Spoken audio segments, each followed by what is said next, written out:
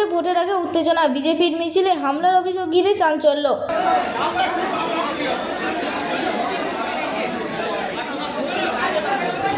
ভোটের মুখে ফের উত্তপ্ত পূর্ব মেদিনীপুরের মোহনপুর। বিজেপির অভিযোগ, তাদের প্রার্থীর প্রচার চলাকালীন হামলা চালায় তৃণমূলের দুষ্কৃতীরা। যদিও সমস্ত অভিযোগ উড়িয়ে দিয়েছে তৃণমূল কংগ্রেস। ঘটনাকে ঘিরে এলাকায় তৈরি হয়েছে তীব্র রাজনৈতিক উত্তেজনা। মোহনপুরের আদলা এলাকায় রাজনৈতিক সংঘর্ষের অভিযোগ। বিজেপির দাবি, তাদের প্রার্থী অজিত কুমার জানার প্রচার কর্মসূচি চলাকালীন আচমকাই হামলা চালায় তৃণমূল সমর্থকরা। অভিযোগ, ইট পাটকেল নিয়ে বিজেপির মিছিলে চড়াও হয় একদল দুষ্কৃতী। ঘটনায় আহত হন একাধিক বিজেপি কর্মী সমর্থক। আমরা শান্তিপূর্ণভাবে প্রচার করছিলাম, হঠাৎ করেই আমাদের ওপর হামলা চালানো হয়। বেশ কয়েকজন কর্মী আহত হয়েছেন।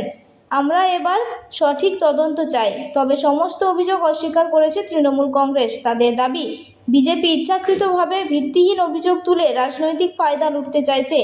এই অভিযোগ সম্পূর্ণ মিথ্যে। বিজেপি নিজেরাই অশান্তি তৈরি করে আমাদের ওপর দোষ চাপাচ্ছে। ঘটনার প্রতিবাদে মোহনপুর থানার সামনে বিক্ষোভে ফেটে পড়ে বিজেপি কর্মী সমর্থকরা। পথ অবরোধ করে উত্তেজনা ছড়ায় এলাকায়। পরিস্থিতি সামাল দিতে ঘটনাস্থলে মোতায়েন করা হয় বিশাল পুলিশ বাহিনী। বর্তমানে পরিস্থিতি নিয়ন্ত্রণে রয়েছে বলে জানিয়েছে পুলিশ। তবে ভোটের আগে এই ঘটনা রাজনৈতিক উত্তাপ আবারও বাড়ালো বলে মনে করছে ওয়াকিবহাল মহল।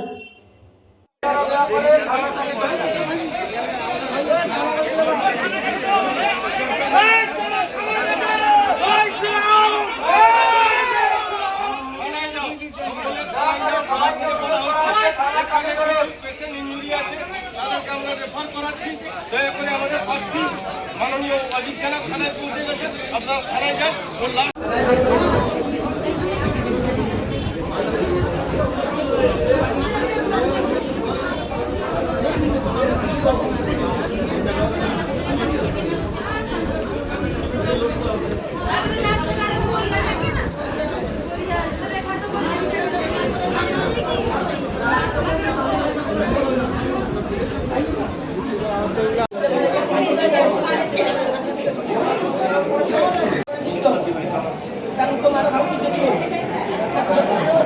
আপনার সাথে কি হয়েছে এখানে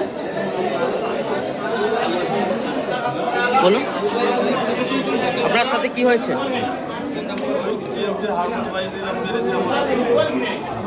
রেলি আটকে নাকি? রেলির উপর হামলা।